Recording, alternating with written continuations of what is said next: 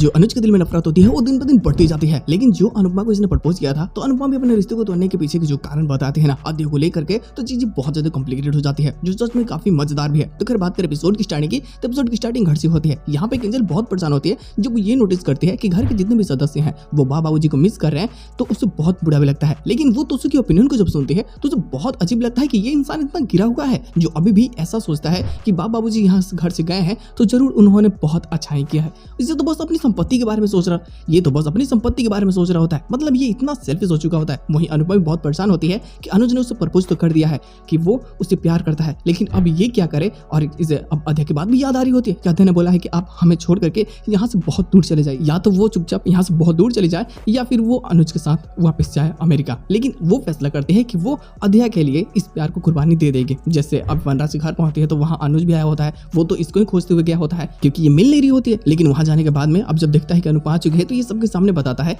कि मैं आज शाम की फ्लाइट से वापस अमेरिका जा रहा हूँ। तो अब यहाँ पे जैसे अनुपम को पता चलता है ना, तो वो इसे बोलते हैं कि आप शाम को श्री कृष्ण मंदिर में मुझसे मिलने के लिए आएगा। अब अनुज जैसे पता चलता है तो इसे लगता है कि शायद ये मेरे प्यार को एक्सेप्ट करने के लिए वहाँ पे बुला रही है, तो ये बहुत खुश होता है। ये अध्या को बोल देता है कि तुम घर जाओ, सारे सामान को पैक करो, मैं आता हूँ। और ये मंदिर पहुंच जाता है। ये दौड़ते हुए हंसते खेलते कैसे भी जाता है वहाँ पे, और अनुपमा को देखकर बहुत खुश भी होता है। लेकिन जैसे अनुपमा ये बताती है कि अध्या मुझसे नहीं आपसे और श्रुति जी से सबसे ज्यादा प्यार करती है, तो ये बातें सुनने के बाद में इसका दिल टूट जाता है। ये समझ जाता है कि अब आगे अनुपमा क्या बोलने वाली है। और अनुपमा बोल भी देती है कि हमें इस रिश्ते को, इस पहचान को हमेशा हमेशा के लिए खत्म करना होगा। ना मैं आपको जानती हूँ ना आप हमें जानते हैं।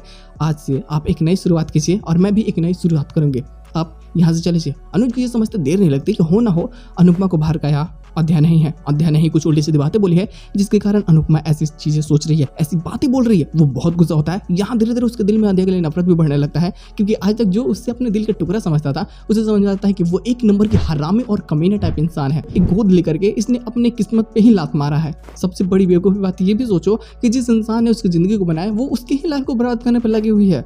अब अध्या तो ऐसी है ही बुरी इंसान। अध्या तो अनुज अनुपमा की सारी फोटो को भी जलाड़ी होती है, सब कुछ बर्बाद कर देती है। जो अनुपमा एक नई शुरुआत करती है वही अनुज अपना सब कुछ खो देता है। वो पागल जैसा हो जाता है। पहले वो माया के कारण था, वहाँ छोटी के कारण, अब यहाँ यह अनुपमा के कारण। हालांकि इसके साथ में एपिसोड की एंडिंग कर जाती है। पोस्ट स्टेशन पिछला वाला प्रोमो ही होता है कि नए सफर पे जाने के बाद में अनुपमा अपनी पहचान को बदल देती है, और वहीं अनुज वो अपना पहचान जो उसके पास होता है वो उसे ही खो चुका होता है। अब ना उसे खुद का नाम पता है ना कुछ, बस उसे पता है तो सिर्फ अनुपमा अनुपमा अनुपमा। वो क्या है कैसा है, अब अपने प्यार के पाने की जिद में ये पूरी तरीके से पागल बन चुका है। क्या करेगा क्या नहीं करेगा, चीजें बहुत ज्यादा मजेदार होने वाली है। लेकिन गुडू लोग बवाल होगा। अभी तो स्टोरी लाइन डाइवर्ट हुई है, देखते हैं लोग आने वाले प्लॉट में और क्या चीजें हो सकती है। जो चीजें होगी मजेदार और बवाल होगा तो यार मजा तो आएगा।